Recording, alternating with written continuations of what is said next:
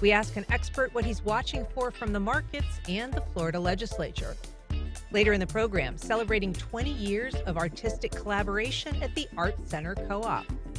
But first, the tragic collapse of a Surfside condominium prompted a series of legislative reforms that some now say could prompt a different kind of collapse, this time an economic one. Here to tell us about it is Jacksonville real estate attorney Barry Ansbacher. Good morning, Barry. Thanks for being here. Good morning, Ann. Thanks for having me. And we should say that Ansbacher Law is an underwriter of WJCT Public Media. Barry, I wanted to get into some of the changes that led to this moment, but if you can, could you just explain what we're seeing right now when people are talking about a condo crisis in Florida? Well, really, what we're looking at is just like everybody's housing and household expenses, the cost of staying in a condo's gone up. You have the issues of just homeowners insurance is the same thing for a condominium, only you have that many more units. So they're facing that pressure. You're also facing the issue of the cost of maintenance, the cost of management, the cost of personnel, all those operating costs in a condominium are costs that the owners of those condominiums have to pay. And that is certainly putting pressure on just the operating budget, even before you get to the new legislation that followed the Surfside tragedy. And how does the new legislation come into play? We've seen that as a sticking point for a lot of people who say, it raised the bar on how we have to put aside money as condo owners. It created this new threshold of needing inspections that could also tack costs on. Can you explain to us kind of what those regulations put into motion and how much you credit them with being part of what people are calling this crisis? Certainly. What happened is really going back, not the current legislative cycle, which is wrapping up, but go back 2 cycles ago. So not even 24, but going back to 23. And in 2023, following the Champlain Towers, there was an evaluation over how did they get there. And when they did the studies, they said some of it was the original design, some of it was the construction. But one of the concerns that they really focused on is was that condominium association properly maintaining and dealing with deferred maintenance and structural issues? And the outcome of that was a belief that too many condominium associations were not properly keeping up their buildings or reserving the money to do so.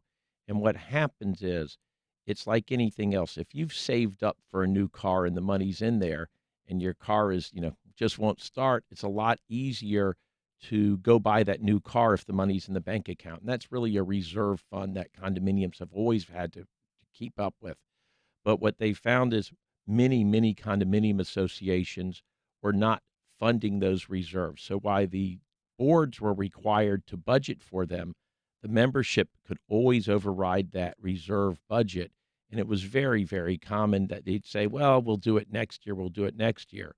So as these deferred maintenance, as these large capital expenses came due, the directors didn't have the money in the budget because those reserves weren't there to do so. And the belief is that that caused them to push it even further and to do the minimal necessarily or really to avoid keeping up the buildings and keeping them in a safe condition. And so the legislature basically issued a couple of requirements. One is something that I think you refer to as like the milestone money, and then kind of reserve study money. Can you explain what those requirements are, how they're separate, and what they ask of condo boards? Certainly. What it comes down to is the issue of how we regulate building safety. We have a regimen that when you first construct a building or remodel, you have design and permits and inspections. But in general, there's no duty to ongoing inspect and make sure those buildings remain in a safe condition. If the building or code department becomes aware of something, then they would address it, but not on an ongoing basis. Now, Miami-Dade County, ironically, where Surfside occurred, had long had a 40-year certification program that buildings, when they got to be 40 years old, had to be inspected. Nowhere else really in the state had that. So what the milestone inspection does is really takes that Miami-Dade program and makes it statewide. So if you're dealing with buildings which are condominium and they have to be 3 or more stories, so it doesn't affect 1 and 2 stories or even small 3 stories, the First requirement is that they have an engineer or an architect come out and visually inspect the property and say, is there things here which present themselves as concern? If the answer is no, they're done. If they visually see anything of concern, the engineer or architect is required to perform testing, maybe remove wall segments, things like that, and do a phase two and determine if, in fact, there are concerns, and then write a report that gets sent to the building department and the homeowners in the condominium and the board that says these are things of concern that need to be repaired Immediately. immediately or certainly in the short term. And that's called the milestone inspection report. That is when a building reaches 30 years of age. But if it's a building that the local building department considers to be at higher risk, typically oceanfront, the building department can trigger that inspection for the first time at 25 years. Okay. And then deferred maintenance or this reserve maintenance fund, that's something that boards are now kind of more rigorously required to set aside money for. Correct. The two aspects of it is the milestone inspection is designed to fix the past problems, to go back to all these buildings where for years they haven't been properly inspecting or maintaining them or repairing them. That's trying to fix all the problems in the past. The legislative plan to avoid this happening in the future was to have the reserve accounts as non waivable. So they picked these structural items, roof, building painting, major things that would be over $10,000 that are life safety. So, for example, the pool furniture doesn't fall into this. So, there may be other reserves that are for lifestyle or amenities that the associations can continue to reserve or waive as they choose. But for these structural items, what they really wanted to do is to give some teeth to the reserve laws and say for these reserves, these structural integrity items, they had to be established, and for any budget adopted this year, January 1, 2025 forward. So generally, this will roll into effect with the 26 budgets because they adopt the budgets typically in November, December of the preceding year. So the 25 fiscal budgets were adopted last year, so they were before this implementation date. But the structural integrity reserve requirements have really two components. One is it sets the standard for these reserves that they have to be done by an architect, by an engineer, or by a structural integrity reserve designee who has certain special certifications from some accrediting agencies. They have to do that study and they have to report these studies to the state, and then they have to reserve money so that the funding requirements for when a roof would need to be replaced, when structural items need to be addressed, that those items are funded. And unlike reserves in the past, the membership can't waive those. And this is sort of what has led to this um, kind of moment because those deadlines were supposed to take place at the first of the year. They were supposed to be, meeting these deadlines for these assessments, for these inspections. And you have a lot of condo boards saying we can't or just not responding. You have a lot of condo owners saying we are being forced out. We can't afford to live in these places anymore. And so and even places that people aren't being forced out of, I think, we all know somebody that's been trying to sell a condo and they say, well, the HOA has gone up so much. I can't sell it. Nobody wants to buy it. It's doubled since I bought it. Now is almost as much as the mortgage on the condo. So, um, what do you believe is driving that particular like pricing out? Well, the real issue is are the monthly assessments or annual assessments artificially high now because of the legislation, or I would argue that they were always understated. If you go back to when a developer develops a condominium project, they have every incentive to make the assessments as low as possible because it makes the homes more attractive. And when you have directors who are serving, they're not going to be popular with their neighbors. They don't want to have to walk their dog at 2 a.m. in the morning to avoid their neighbors because they increased the assessments. So there's a lot of pressure to keep them down artificially, but some things just can't be helped. Insurance costs are going to go up and they can't avoid paying them. And these milestone inspection reports and structural integrity reserve studies are really forcing people to face the reality of what's always been there. Roofs have always worn out. Concrete with rebar in it has always had problems with the rusting of the rebar with the salt, air, and corrosion. So these things in terms of buildings wearing out have always happened. The issue has been, have people been properly recognizing that and accounting for it, or have they been willfully ignorant for it and kind of just kicking the can? And I think that's really what this is. And I know that our own Senator Bradley has been all over the state and working on this legislation, has been the lead for many years. And I heard her say it at a panel. We were at University of Florida on a public policy panel.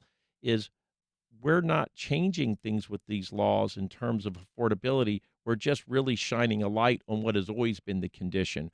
Whether you had the reserve requirement or not, in other words, that you're paying each month, or you got to the back end and now the building is collapsing and you have a special assessment for tens or hundreds of thousands of dollars, either way, the building maintenance needs to be done and the safety needs to be maintained. It's, are you paying as you go, or are you going to have these unaffordable, huge special assessments on the back end, or possibly have the condominium just go into bankruptcy or be terminated because it just can't be maintained as a safe structure? So I think it really is in large part dealing with the truth of the situation. I don't believe this is one that the legislature is creating the burden. I think they're really simply causing people to be realistic about what it costs us to stay in these buildings. If you're just joining us, we're talking to real estate attorney Barry Ansbacher about Florida's condo crisis. If you have comments or questions, you can join the conversation. Give us a call at 904-549-2937.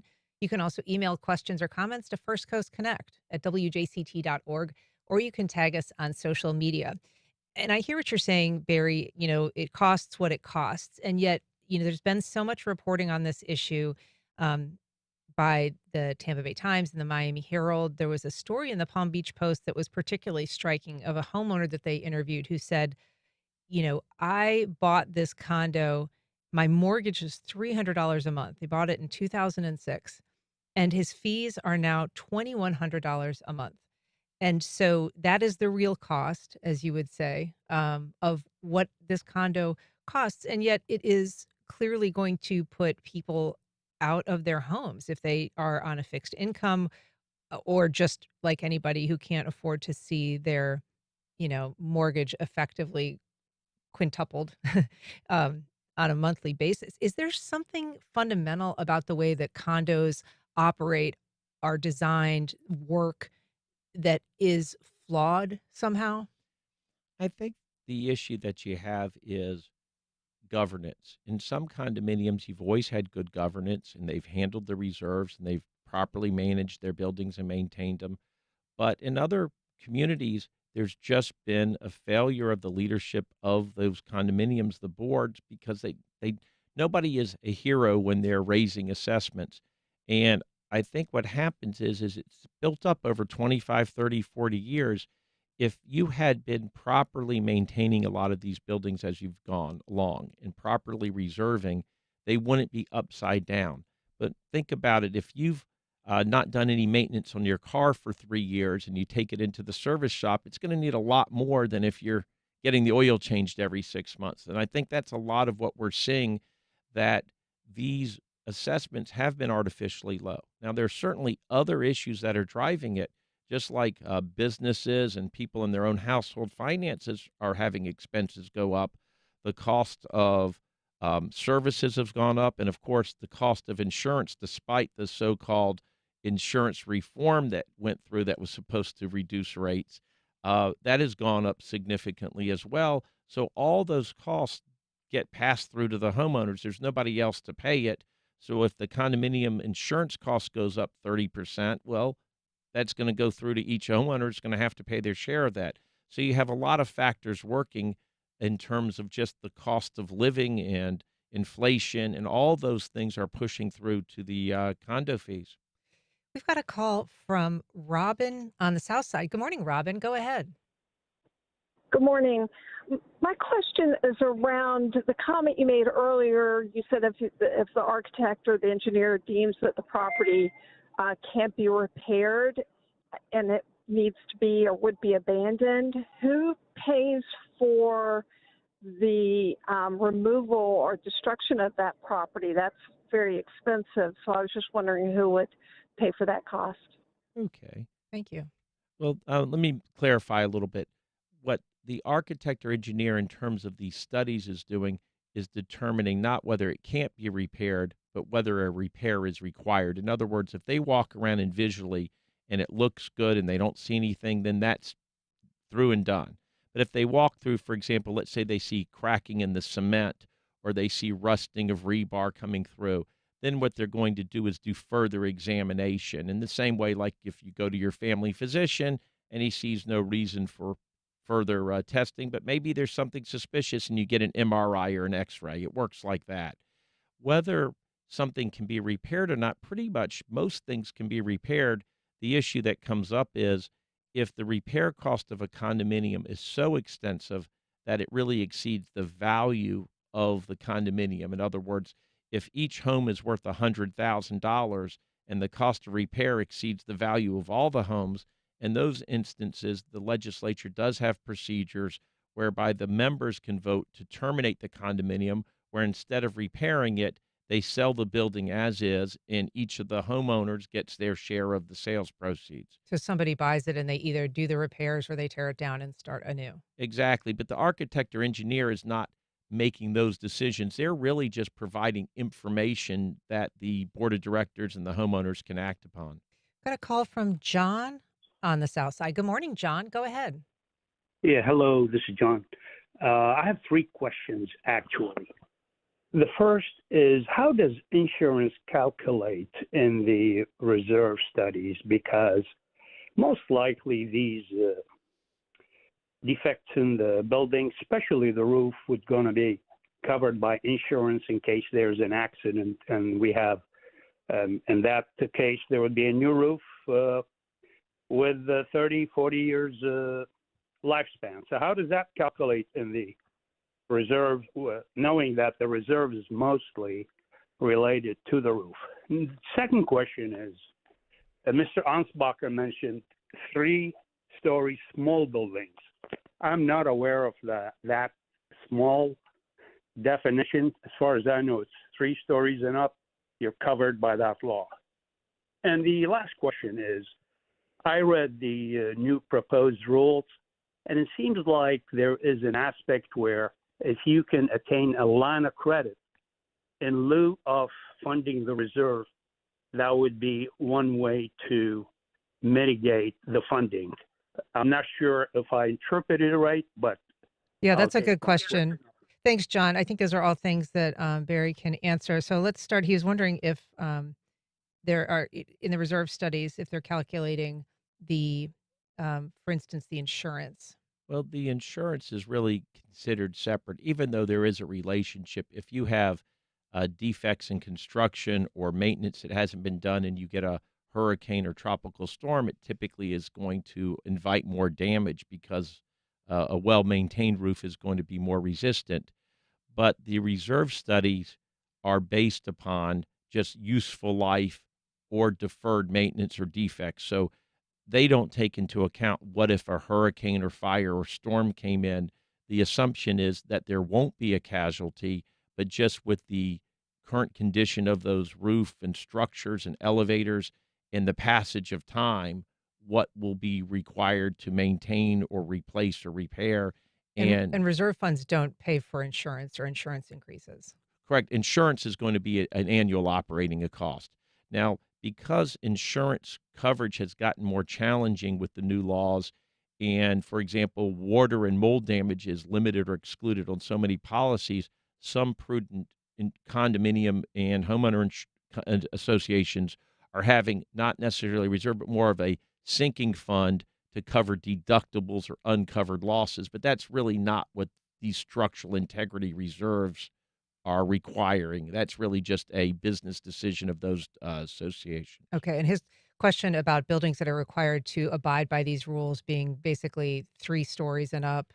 There's an exception for duplexes, I think maybe 4 or 6. So when you have some very, very small condominiums, but for what we would consider the typical condominium, it's an unusual circumstance. I've had condominiums with as few as 2 units for uh, particular reasons. So those are not included. They're really looking at what we would consider this ordinary condominium complex. Kind of a tower, yeah.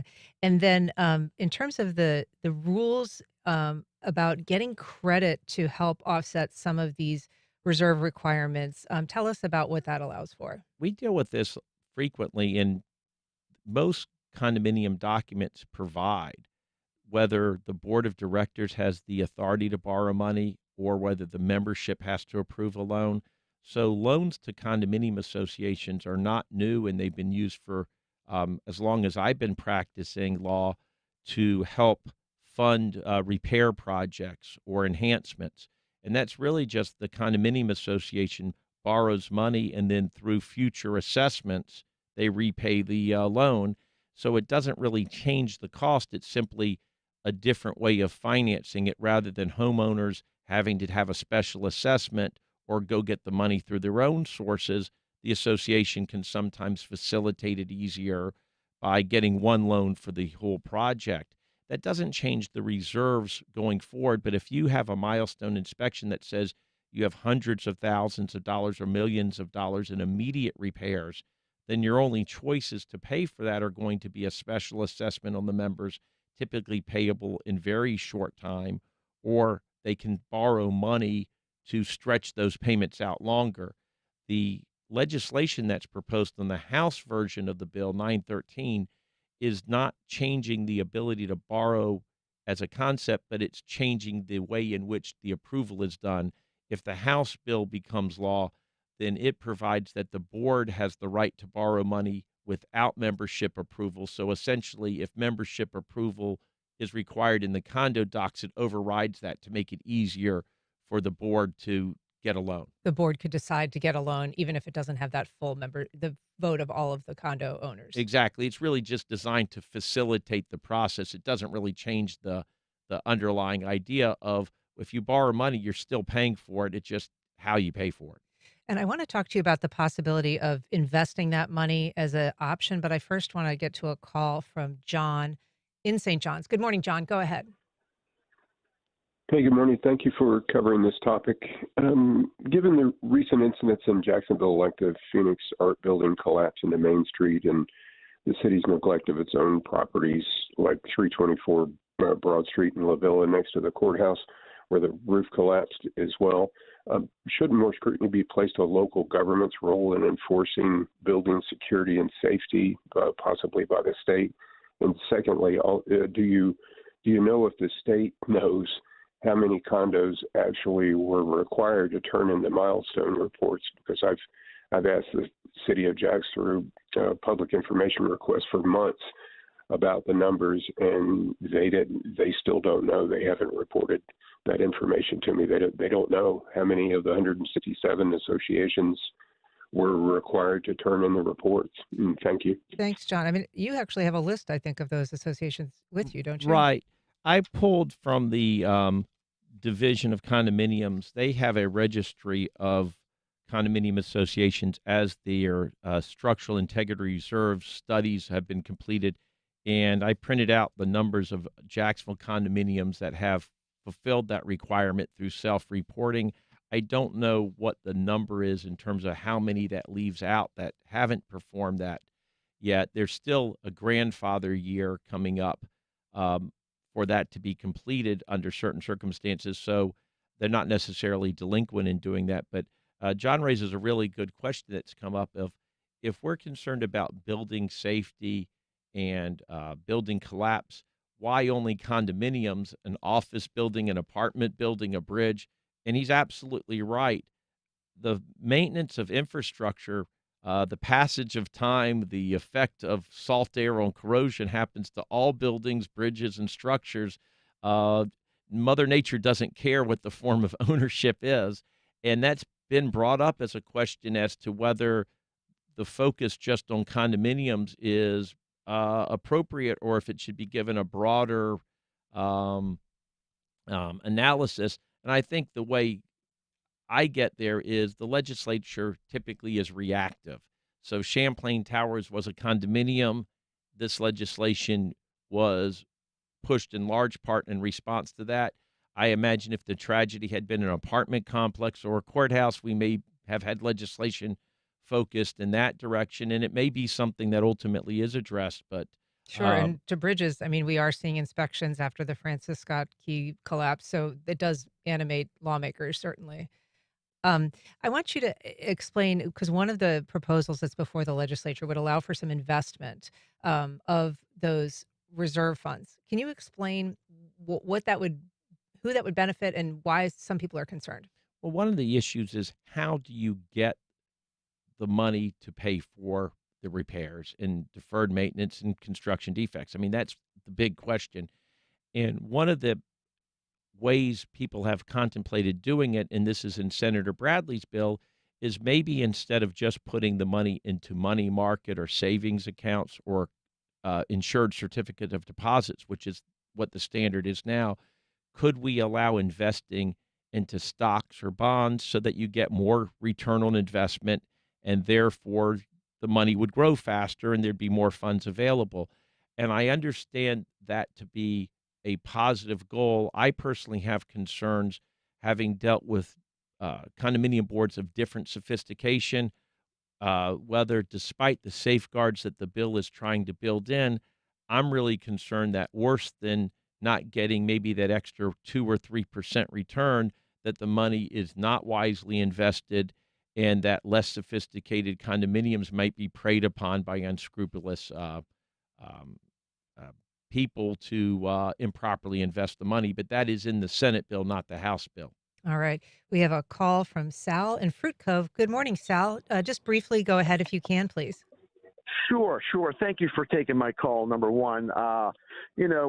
Being a 65-year-old man, realizing that the costs are going to go up, and I planned that for my retirement, but I had no clue that it was going to jump to this proportion. So just wanted to make everybody be aware, the 30-year-olds that are on the call listening, save up because inflation is real, as we know with the food and gasoline and everything else occurring in our political climate. But it's a great topic that you bring up, and it's not just going to stop with the condos. It's going to spread. So just for you 30-somethings that are out there listening, start banking some money. Yeah. That's all I had. Thank you. Good advice, Sal. Thank you. Just in the last minute or so we have, Barry, can you kind of tell us what you're expecting to see from the legislature as we sort of come down to the wire on this session, and what people who live in condos or are thinking about buying condos should sort of be thinking about? Should they be paying attention to anything in particular when it comes to these bills? I think the legislation, if it passes the House or the Senate bill, is going to make some adjustments to these processes. But the idea that they're going to go back to the old regime where each condominium association could choose to be prudent and maintain their reserves or waive them, I don't think those days are coming back. It's going to be whether there's a little bit of flexibility in the funding or not, whether there is some ability to finance. So I think the legislature's already taken the step to implement the pay-as-you-go methodology and enforce it, and I don't think that's ever going to go back to the way it was. I just think that there are going to be some hardships. There's no question, but I don't think that in and of itself is going to cause the legislature to retreat, because I think they recognize and take the position that these problems were always occurring. It's just that people weren't dealing with them, and they're going to stay the course, is what I say.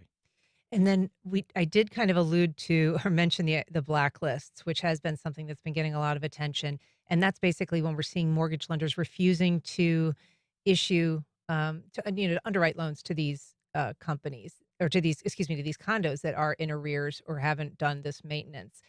Is that something that is going to be impacting this region as much as South Florida?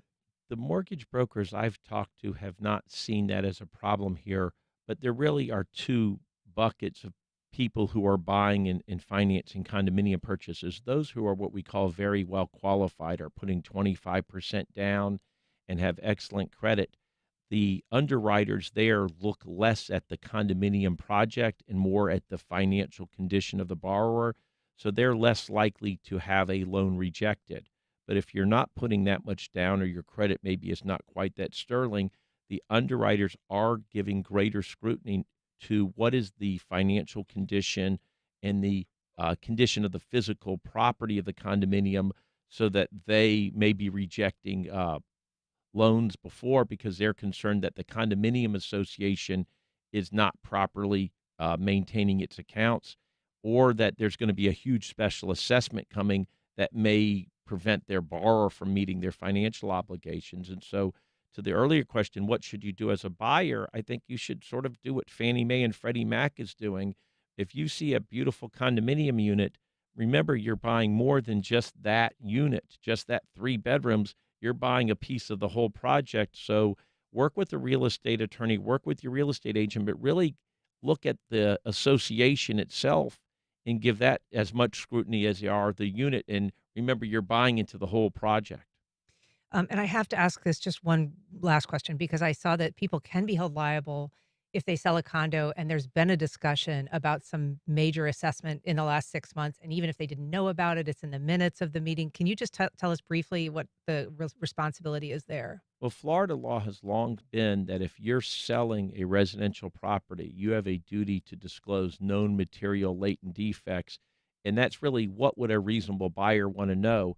So obviously, a special assessment coming up, or if you're aware or it's been published that the building has structural issues, that's something I think a buyer would want to know. And we're seeing a real uptick in legal claims that buyers have been bringing against sellers alleging non-disclosure or fraud, and that's certainly not something people want to have. That phone call or that letter, 6 months after they sell, that I would like the purchase price or at least a good portion of it back. All right. A lot of complicated issues. Thank you for coming on, Barry Ansbacher, to help us thread through some of that and to keep an eye on the legislative session. Thank you. All right. Up next, a local artists collaborative celebrates 20 years of supporting First Coast artists.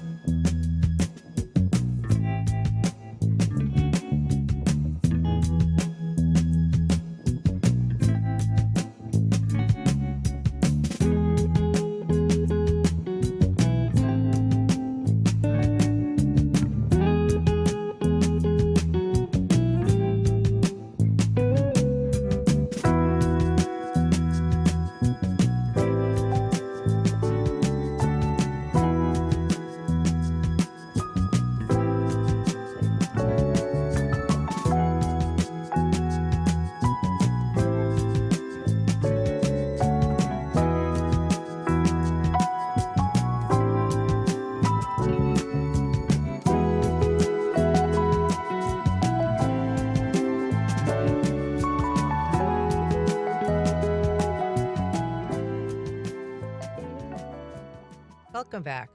Well, from providing gallery space to providing moral support, the Jacksonville Art Center Cooperative has spent 20 years backing First Coast artists. Here to tell us about the significance of the anniversary and how the community can join the celebration, we're joined by Ed Molesky. He's a wood-turning artist and a member of the Art Center Cooperative Incorporated. Good morning, Ed. Good morning. We're also joined by Annalise Dyckraft, founding member and president of the Art Center Cooperative. Good morning, Annalise. Good morning. So why create the co-op in the first place? And how do you define an artist co-op? Okay. In 2005, there was an art summit at MoCA, and a group of artists got together, mainly because there was no representation for non-professional artists. And so a co-op is a gathering of multiple people, and we work together. It's not like a regular gallery where an individual person represents you. We all have to pitch in and volunteer, and and we do community work as well. Is there a membership requirement? Like, is there a payment that you make in order to become a member of the co-op? Yes, so there's actually you submit your work, and then we look at it. There's a committee, a membership committee, and it is $60 to be a part of the co-op monthly. Okay. And Yes. so right now, it's my understanding that you have 34 artists represented in the co-op that are kind of current co-op Yes. members. Yes. And but a big focus of the Art Center has been like inclusivity and accessibility. Can you Most talk about definitely. how that works in terms of, providing space for the community or providing a forum for people who maybe are not part of the Mhm. co-op? Certainly. We have juried shows. We have about 5 a year that are open to the public, to any artist, not just members of the co-op. So members of the co-op will be in the main gallery, and then we have a specific area, a room designated for their juried shows, which includes anybody that applies to themed shows. We also do workshops for the community, so those are open, and we work with Title I schools. So we go and we do murals and also demonstrations of art and workshops in schools. Hmm. Ed, what is it that brought you to kind of becoming a part and a member of the co-op? Well, it was interesting. A number of years ago, I was up at a conference in Amelia Island about artistic self promotion marketing. And I ran into a person there, Mary Atwood, who happened to be the president at the time. And she looked at my stuff and she says, "Come on down."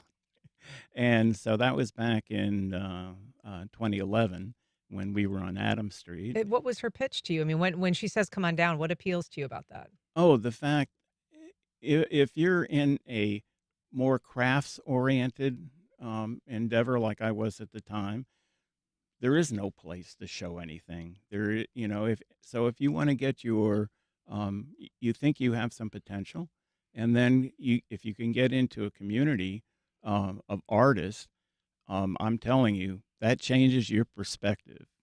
Being around for the last 14 years, 15 years with artists all around you, it has really shifted the way I think about what I produce. Can you give an example of what you mean? I think more traditionally, if you start as a wood turner, you're turning wooden bowls, you're turning utility kind of things. Most of what I do now is sculptural. Mhm. And one of the things about the Art Center shows, because they are all theme based, so now you're trying to think of how can I represent that theme with something I can produce. And the one we've just had is blooming for spring, and the piece I created there would not have been created by a typical wood turner. I can just say that. Annalise, you have had a number of artists that you have shown there. You recently, one of your artists was recognized with a really prestigious grant, one of the Ann McDonald Baker Art Ventures Award. We actually had her on the show, Marcia Hatcher. It's a significant award. It's a $20,000, kind of like our local equivalent of like an artist genius grant to just sort of make that work and do what you do. Yes. Is that kind of recognition by somebody who is a member of the cooperative helpful? Is that important just to celebrate, or does it help you kind of get your mission and your message out a little bit? I would say both. It definitely helps us to celebrate our member Marcia and in all that she has accomplished. But she also acknowledged that she was part of the Art Center, so she advertised that. So that's important that more word gets out about the Art Center. Yeah. And Yeah. so is this a space that provides like, gallery space, or are there studio spaces in there? Are people working out of there? Do you provide any supplies or kind of, help people with the production of their art? Sure. The gallery is both gallery and studios. The current location is. We have always had both. They've not always been together.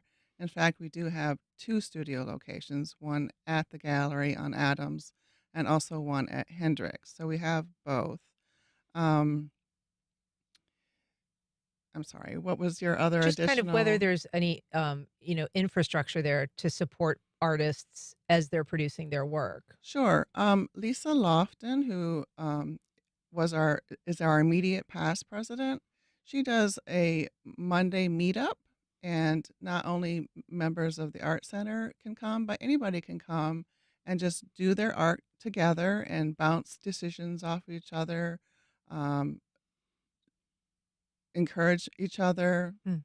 Yes, And you mentioned like Title I schools doing some murals, community sure. outreach. I know that you do art in the park. You do some Yes. art for seniors. Can you just kind of give us the parameters of the outreach that you do? So the city approached us to do workshops in various parks locations downtown because of our longstanding work, and so we've partnered with the city, and we do workshops every Saturday, and it's for different age groups. So we do that, and that has helped. And we recently did their Easter extravaganza out at Friendship Park, Hmm. and there were tons of kids there. That was amazing. It was just fun to see. We actually did live murals with the kids there. Yeah. Yeah, And is that afterwards. partnership with the city, is that kind of part of the cultural council grant, the support that you've been getting from them, or is that different? No, it's all part of it. The one thing about we started the grant process with the city in 2017, and one of the things that's very clear in the vetting process and all that is that what you there are very specific things giving back to the community, very specific goals that they would like you to accomplish. And one of the things that the extra funding allowed us to do was to pick up our outreach programs. And so we've been doing murals for quite a while, but now we put into our plan an objective to do at least 2 Title I school uh, murals a year. During COVID time, it prompted us. We did art supplies for the kids Mm. because they were not prepared for not sharing art supplies in their classes. And then we have most recently picked up Kim's Open Door, which is a organization that deals with refugee kids. I'm You going there this afternoon to teach a workshop. Excellent. And just briefly, you are having a celebration that the community is invited to participate in. Annalise, can you just tell us where and when? Certainly.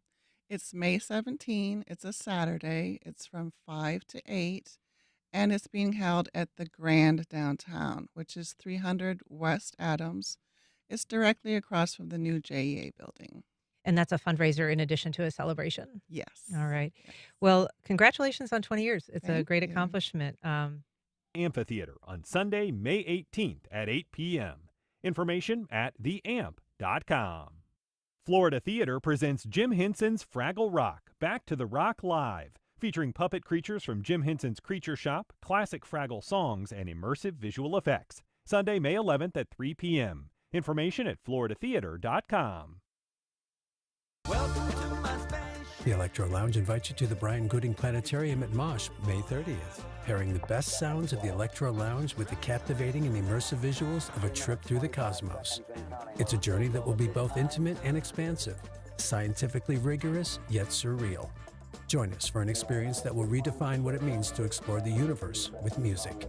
Visit wjct.org/events for information and tickets. Flamin' Hot Cheetos, Skittles, Mountain Dew Baja Blast, just a few of the foods that contain petroleum-based synthetic food dyes that the FDA wants to phase out by the end of next year. Will the ban change American eating habits and make kids healthier? Doesn't mean these foods are bad or evil or poison, right? It just means these are the foods that we want kids to eat less of so that they can get all the nutrients that they need. That's on the next On Point. Everyone's having their say about Donald Trump's first 100 days. It's time to have yours. There's now fierce debate and concern over what the administration is doing to the economy, our culture, and foreign policy. But how has your life changed since the start of Trump's second term? We're taking your calls on Trump's first 100 days. That's next time on 1A. Today, starting at 10 on WJCT News 89.9.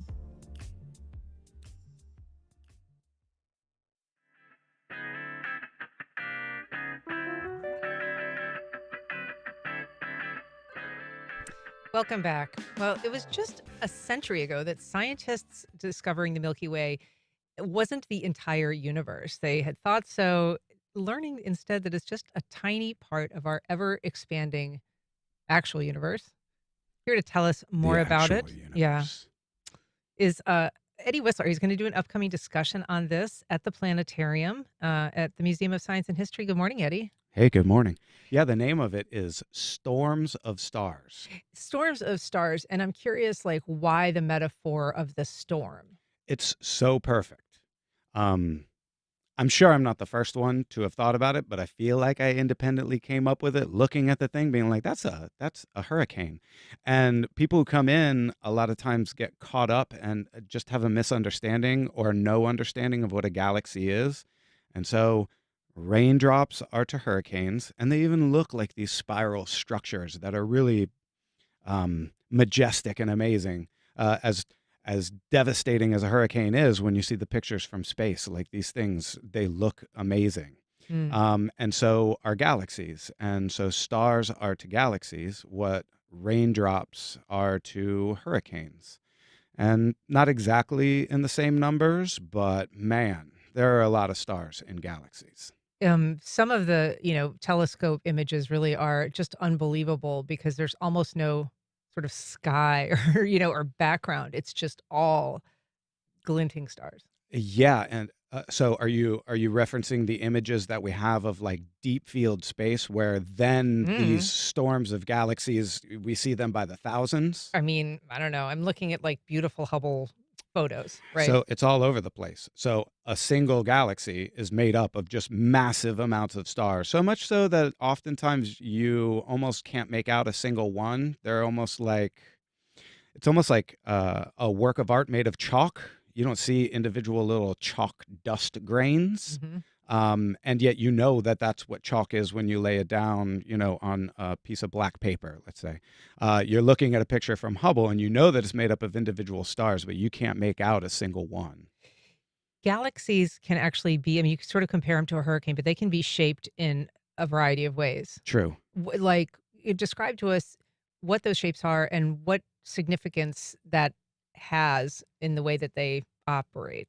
Yeah, so many that are in our, matters how far away it is from us, because the further we look out, the deeper in time we look. So shapes are adjusted because they're younger and they're part of a younger universe, and they haven't been able to mature because the universe is less mature the further out we look.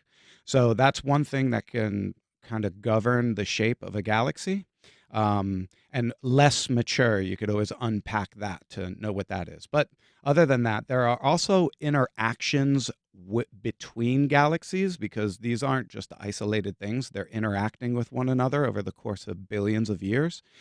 And the interaction gravitationally between galaxies can pull stars out, can, in some cases, really mess about the shapes, like complete chaos and destruction and just stars spilling out into intergalactic space. And then you have, more or less roughly isolated galaxies that are doing their own thing, looking like spirals.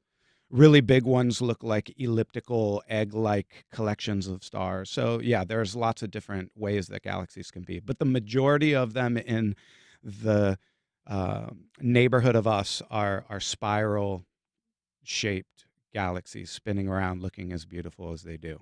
I mean, learning that we weren't the center of the universe must have been a really profound scientific revelation.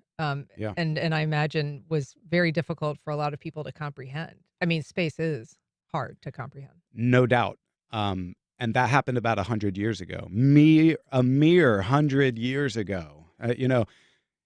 We know so much about the galaxies, and of course there are tremendous mysteries as well. We're using the galaxies to kind of currently try and understand the cosmos on the large scale.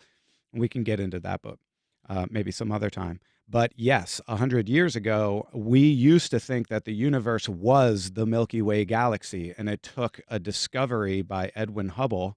Of course, the telescope is named after this person, to show us, for the very first time, we now know, oh, the universe is not just our galaxy, which is already an amazingly big thing. The moment that we saw that the Andromeda cloud in the sky, that we weren't sure if it was just a dusty cloud in space in our own galaxy, we proved, as much as you could prove something in science, you don't really, but boom, that thing, oh, that is a separate galaxy. And they got to calling them island universes. Oh, wow. Which is a really cool term. That sounds exotic.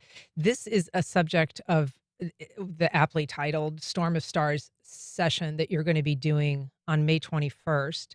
And this is something that is going to have, obviously video elements and digital elements. And so all that we're Yes. talking about, but also pictured and more thoroughly described. Yes, for sure. So, trying to set the scene with music and audio and visual in a dark room with a 60-foot dome overhead. Now, it is worth mentioning that this is for audiences 55 and up, and it's happening during the daytime. Yeah. But we have other series events that are for 13 and up and take place in the evening. More information can be found at mosh.org. Come on, bring All it. right. Come check us out. Eddie Whistler, it's always so fun to talk to you about space and space things. Thanks for doing this. Super welcome. All right. And that's our program. Thank you for listening, especially everybody who called and emailed. If you have comments or questions, you can always send them to First Coast Connect at wjct.org. And please join us tomorrow when we talk to the author of a new investigation into decades of contamination and cover-ups at a Clay County hazardous waste site. I'm Ann Schindler. You've been listening to First Coast Connect on WJCT News 89.9.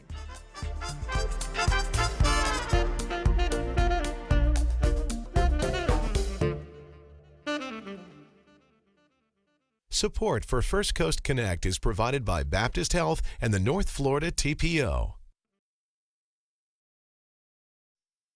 Baptist Health is a proud supporter of First Coast Connect. Baptist Health, committed to building a healthier community for all of us.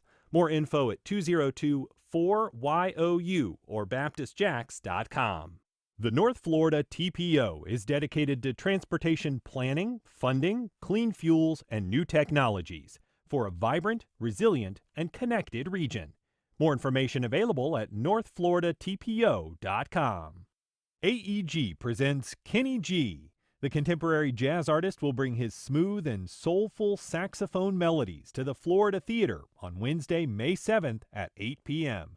Tickets available at floridatheater.com.